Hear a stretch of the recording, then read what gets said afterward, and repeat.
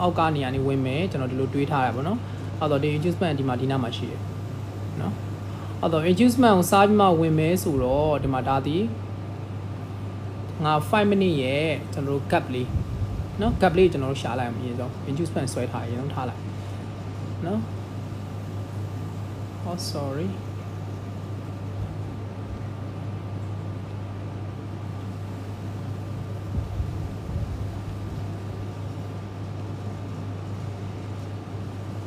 okay ခဏလေးဖြည့်လိုက်နော်ဆိုတော့ဒီနာမှာ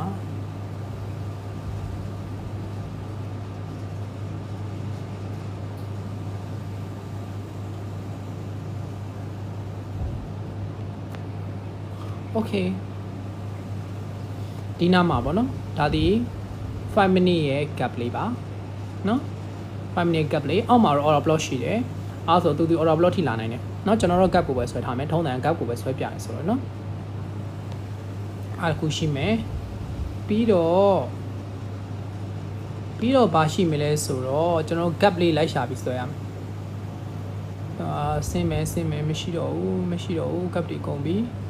ဒါဆိုလည်းမရှိတော့ဘူးဒီအောက်မှာပဲရှိတော့တယ်ဒါကတော့ဖြစ်နိုင်ခြေရန်နေတယ်ဒါကကျွန်တော်တို့တကယ်ကို extreme order block ကြည့်ပါเนาะဒီနာ extreme order block ကြီးဒါကြီးတော့မဆွဲတော့ဘူးတော်တော်ကြီးကိုဝေးတယ်ပြီးတော့ဘာလို့ဆိုဒီချားမှာကျွန်တော်တို့ higher time frame တခုရှိနေတယ်1 hour time frame ဒါကြီးကိုသူဖြတ်မှသာလေးရောက်လာမယ်အဲဆိုဒါကြီးလည်းနည်းတော့ခက်ခဲတယ်ဖြစ်ဖို့ဆိုတာเนาะအဲဆိုကျွန်တော်အခုလောလောဆယ်ကျွန်တော်တို့ဒါမဆွဲတော့ဘူးထားလိုက်တော့ဟုတ်လားဒီမှာ higher time frame ရှိမယ်1 hour higher time frame ရှိမယ်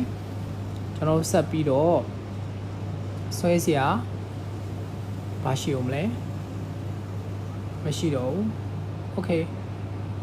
အဲ့တော့ဒီမှာပါလဲဒါကြီးရှိမယ်ဒါကြီးကလည်းသူပါလဲထောက်ပြီးတော့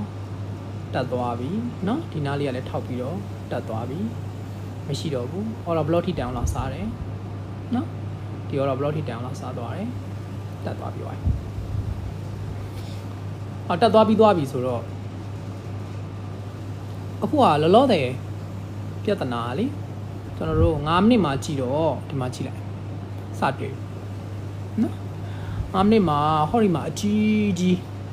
နော်သူထောက်ပြီးတော့ပြန်ဆင်းလာတဲ့ဘာရှိလဲကျွန်တော်တို့ gap ကြီးရှိတယ်ဒါ9မိနစ်မှာနော်ကျွန်တော်ပြောပြမလားအဲ့လိုမျိုးပေါ့ higher time frame ပေါ့နော်ဒါဆိုရင်ဒီနောက်ကမီကိုရောင်လေးကဒါကျွန်တော်1 hour ရဲ့ higher time frame နော်1 hour higher time frame လို့အဲ့လိုမျိုးပေါ့နော် daily ရဲ့ဒီအစိမ်းအောင် higher time frame လို့ကတ်နေတဲ့နေရာတွေကလေဟောနည်းနည်းကြောက်ဖို့ကောင်းတယ်နည်းနည်းကြောက်ဖို့ကောင်းတယ်ဘာလို့လဲဆိုတော့သူတို့ကဟိုအဲ့နာနီမှာထောက်ပြီးတော့ပြန်တက်တာပြန်ဆင်းတာဖြစ်တတ်တယ်ပေါ့နော်အခုလဲကတ်နေတဲ့နေရာတွေတစ်ထက်တည်းရှိတဲ့နေရာတွေပေါ့နော်ဒါတွေကကျွန်တော်သတိထားရမယ်ခုတို့ကြည့်လေဒီမှာနော်9မိနစ်ရဲ့ဒီ gap လေးမှာသူဒီဘာလဲထောက်ပြီးတော့မှပြန်ဆင်းသွားတာနော်ဒါ9မိနစ်ကိုပြောချင်တာနော်အဲ့တော့ analysis time frame ကကျွန်တော်တို့က9မိနစ်မဟုတ်ဘူးလေနော်9မိနစ်မဟုတ်ဘူးဆိုတော့ကျွန်တော်တို့မှာနည်းနည်းတော့ကြောက်ဖို့ကောင်းတယ်ဗျနော်အခုကျွန်တော်ရှိနေနေရလဲကျွန်တော်အခုစပြီးတော့ live လွှင့်နေချိန်ကြည်နေနေရနဲ့သွားနေနေရနဲ့တနေရာစီနော်ကျွန်တော်အခု live စလို့နေရောက်တဲ့အချိန်မှာကြည့်လိုက်တော့လေသူရှိနေရဗျာတစ်ခုဖြစ်နေတာပေါ့နော်အဲ့ဆိုတော့တကယ်ကဗျာကျွန်တော်ကဒီနားလောက်ကပေါ့နော်ဒါ6:45လောက်ကဟုတ်လား6:45လောက်ကဝင်ခဲ့တဲ့ဒီနေရာလောက်ကဝင်ခဲ့မယ်ဆိုရင်တော့မစိုးဘူးပေါ့နော်တိုးတော်လည်းပဲဒါကတော့မသိစိတ်မချသေးသိလားဘာလို့ကြည့်လိုက်လေပေါ့ဘာမှသူကလိုက်ပြီးတော့ကျွန်တော်တို့အတက်အရင်မပြထားဘူးနော်ကျွန်တော်တို့အတက်အရင်မပြဘဲနဲ့သူဒီဘာဖြစ်နေလဲဆိုတော့ဒီသူ့ရဲ့ဒီထဲမှာပဲပေါ့နော်ဒီထဲမှာပဲပြေးနေရလို့ခံစားရတယ်သိလားနော်ဒီထဲမှာပဲပြေးနေလို့ခံစားရတယ်သူပြေးနေပဲလေးရလဲဗျာဒီကနေပြီးတော့ဒီထိပေါ့နော်အဲ့လိုဖြစ်နေတယ်အဲ့လိုဖြစ်နေတော့သူဒီကြာခြင်းတလို့တက်ခြင်းတလို့ပေါ့နော်အဲ့လိုဖြစ်နေတယ်ခုနပြောသလိုပဲကျွန်တော်တို့ကအရန်ကြီးတော့အခွင့်အရေး chance ကလောင်းကျင်တော့မှနေတယ်နော် အဲ့လိုရှိတယ်ပြီးရင်နောက်တနည်းကျွန်တော်ကြည့်ပြရင်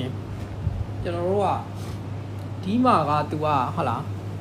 switch ပြီးတော့ပတ်သွားတယ်တိုင်းနဲ့တိုင်းဆိုเนาะဒီနားလောက်ကဝင်ရင်တော့ကောင်းတော့ပါဗျာဟုတ်လားမဆိုဒီမှာလဲ switch ပြီးတော့ပတ်တာပဲเนาะ switch ပြီးတော့ပတ်တာပဲ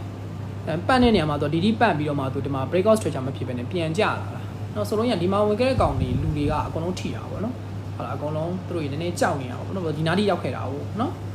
ဘာဖြစ်မလဲမသိသေးတဲ့အနေထားကြီးဖြစ်နေဟုတ်เนาะအဲ့လိုမျိုးဖြစ်နေမှာပေါ့ဟုတ်လားအဲ့တစ်ချက်တော့ရှိတယ်ပြီးနောက်တစ်ခုကကျွန်တော်တို့က support resistance zone လေးကြည့်ရဲဆိုရင်ဒီမှာကြည့်တာပြောတာเนาะ win board ကြည့်တာပြောတာเนาะဒါကကျွန်တော် entry time frame ပါ5မိနစ်ကလေအဲ့တော့ကျွန်တော်ကဒီနားလောက်ကပေါ့เนาะဟုတ်လားဒီနားလောက်ကစပြီး